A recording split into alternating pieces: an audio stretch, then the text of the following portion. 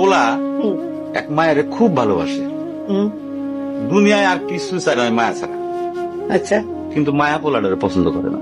Oppo অনেক চেষ্টার পর মায়া সে পোলাডারে কইল যে ঠিক আছে, হ্যাঁ আমি তোমারে ভালোবাসতে পারি, হ্যাঁ আমার একটা জিনিস এনে দিতে হবে। কি রে? পোলাটা তখন কইল যে তোমারে পাওয়ার লিগা আমি দুনিয়ার যে কোনো জায়গা থেকে যে কোনো জিনিস এনে দিতে পারি। হ্যাঁ হ্যাঁ মায়েরা তখন কইল তুমি তোমার মায়ের কইলজাটা আমার আইনা কি কি কি কি মনে হয় না। কি গল্প শোনালি দিদু?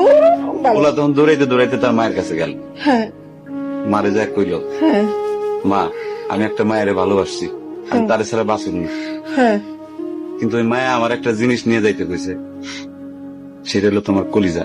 তুমি যদি তোমার কলিজাটা আমার দাও, ওই মায়াটা কলিজাটা পাইলে আমার ভালোবাসবে।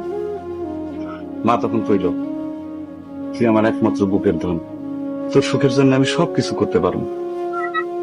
পরে মা বুকটা ফাইরা কলিজাটা বাইর করে পোলার হাতে দিল। আরে মা, পোলাটা কলিজাটা হাতে পাইয়া যে কি খুশি, মা দৌড়াইতেছে দৌড়াইতেছে দৌড়াইতেছে দৌড়াইতে দৌড়াইতে হঠাৎ রাস্তার মধ্যে উষ্টা খাইয়া পড়ে গেছে।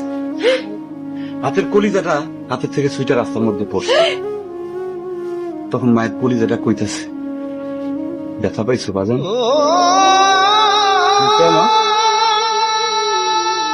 মায়া যদি এইরকম কয়